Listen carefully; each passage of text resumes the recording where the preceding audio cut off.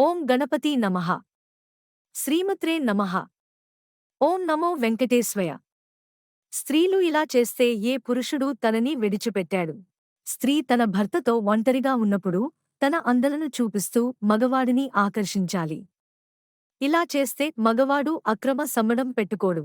ఇంట్లో రుచి బాగుంటే మగవాడు బయటకు రుచికి అలవాటు పడడు.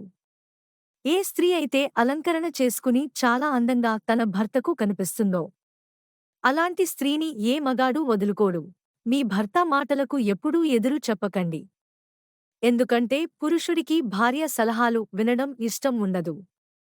ఇది మీ మధ్య గొడవలను పెంచుతుంది. శృంగారంలో పాల్గొనేటప్పుడు స్త్రీ మౌనంగా ఉంటే పురుషుడు తనకి ఇష్టం లేదనే భావనలో ఉంటారు. ఇది మీ శృంగార సంబంధాలను దెబ్బతీస్తుంది. మీ పుట్టింటివారిని ఎంత ప్రేమగా గౌరవంగా చూస్తూ ఉంటారో మీ అత్తింటివారి పైన కూడా అంతే ప్రేమను గౌరవాన్ని చూపండి.